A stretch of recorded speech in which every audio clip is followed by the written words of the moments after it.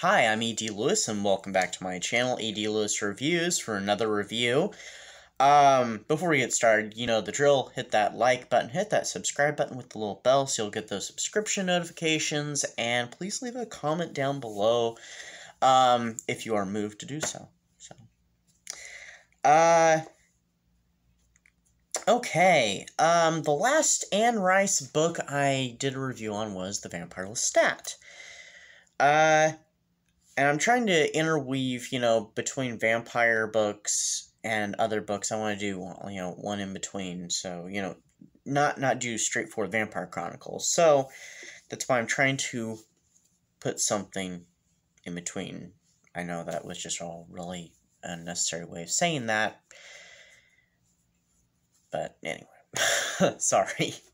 Anyway, so the last one I did was that. Time before I did The Mummy or Ramses the Damned. Well, it's time to do the follow-up to it, as well as standalone book called Ramses the Damned, The Passion of Cleopatra. And I know there's a glare. There we go, it's a little better. It is the follow-up and a standalone book written by both Anne Rice and her son, Christopher Rice.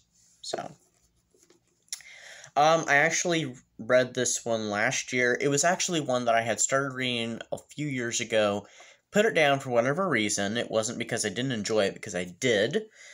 It's just sometimes things get in the way, and you have to put the book down, and then you don't pick up the, you don't end up picking up that book, you end up picking another book, and, it happens.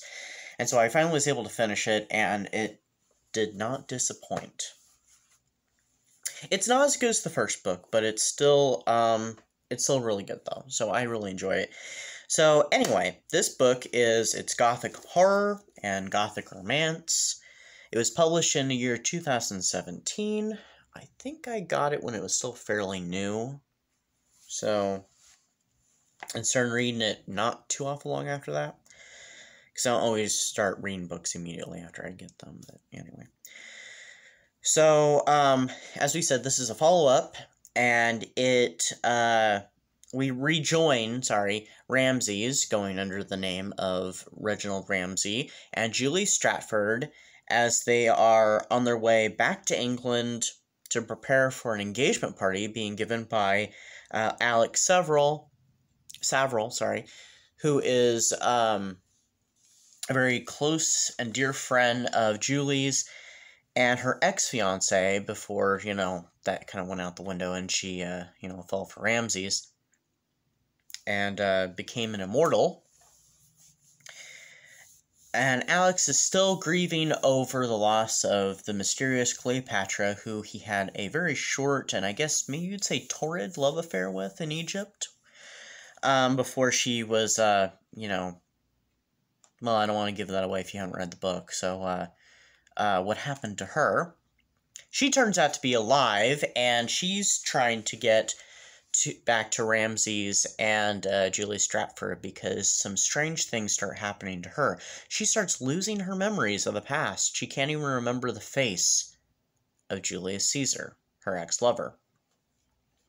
And she also seems to be having this strange connection with an American author who has written, romantic novels about Egypt and reincarnation, and so she's being drawn to the same party. Now, while this is all going on, the book does backtrack to ancient times with a mysterious and beautiful I don't know why I wanted to say Egyptian there. This beautiful and mysterious African queen from this legendary kingdom that existed long before Egypt, named, and I'm going to butcher her name, I'm sure, because I'm not sure how to pronounce it, Bektatan. If I'm wrong, which I'm sure I am, please, someone correct me. I hate mispronouncing names.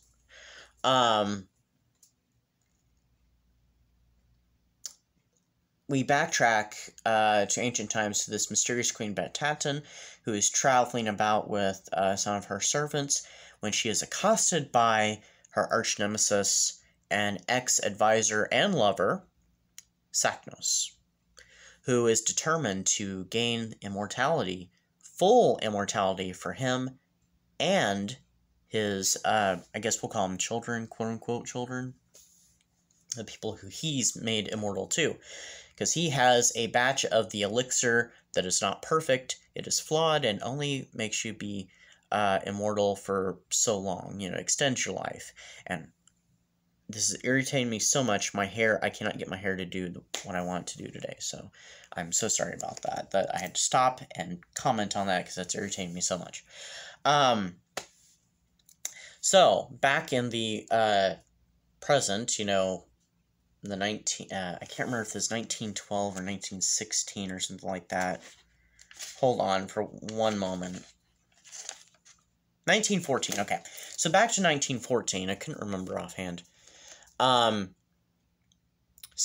is, you know, he's recently awakened, and he's learned about Ramses and stuff, the rumors and stories, and so he is on his way to get the elixir too, even at the point of kidnapping Julie Stratford. I'm going to stop there and not tell you any more about the plot.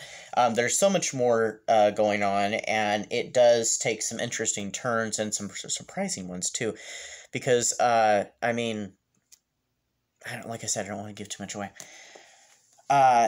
It has some twists and some new additions to the story. It does continue world building. We do have flashbacks to the past in here. We have new characters, and a legendary kingdom that Anne Rice and her son Christopher have completely created, that existed long before Egypt ever, you know, happened. And there was something that I forgot to mention in my review of The Mummy or Ramses the Damned, the first book, as well as I forgot to mention when I was reviewing the Vampire Lestat, and it is that Ramses is mentioned in the Vampire Lestat, Ramses the Damned. So it really makes me wonder if these books take place in the same universe as the vampire books and the Mayfair Witches books, and as far as we know, the Wolfgift Chronicles, which I've not read the Wolfgift Chronicles, and I haven't really read the Mayfair Witches yet, but I am planning on reading The Witching Hour at some point soon, or starting it. It's a really long book, so. But I really do wonder, and I have done a little bit of research. Some people have said yes, and some people have said no. When I started my research, it was more people saying no, then some people, you know, a little bit later research saying yes. So I have no idea if these do take place in the same universe or not. I mean, Ramses was mentioned in the Vampire Lestat, which was written before The Mummy or Ramses the Damned. And it kind of inferred that maybe he was a vampire, but, you know, it wasn't really known. Obviously, when The Mummy came out, it was revealed he wasn't a vampire, he was an immortal, with the elixir. Well, who knows? So, until Anne Rice, which I have not seen anywhere where Anne Rice has confirmed it or denied it, until I hear officially otherwise, I will assume that they're in the same universe. If they're not, then I'll be like, okay, they're not. So. But until I hear otherwise, I will assume that all four of these series, the Wolfgift ones, the Vampire Chronicles, this one, and the Mayfair Witches are all, in the same continuity. But, like I said, this book was very good. It did have some unexpected turns and some twists that I did not, see coming at all. I really had no idea where the series was going to go after the first book, which the series was long delayed. Because it was like 89 or something, I think, I don't remember for sure. I'm thinking it was like 89 when the first book came out, and this one came out in 2017, so there was a big delay there. But I'm just glad that they finally did something with it, and I hope that Anne Rice writes another one here, and another one in the Vampire Chronicles as well, so. But anyway. So, that is my review for this book. And I do recommend you check it out as well as the first book. Like I said, I liked the first book more, but this one I liked a lot too. It was very good. There's action, there's romance, there's, history, there's some frightening moments. There's some really cool stuff with herbs and magic that's done in this too. And I'll say this, it involves a cat. So I'm not giving it away, but it does involve a cat, and I do believe it does involve these monstrous, these monstrous dog creatures. We'll just say that. So, anyway, that is my review for this book, and I will have at least another review this month besides, you know, doing Half-A-Ween-a-thon stuff, which is coming up during the last full week of the month, starting on the last Saturday, which, see if I can see the calendar from across the room. Yeah, that'd be the 24th. So Half-A-Ween-a-thon will be on the 24th. I'll be doing a TBR video soon, so look out for that.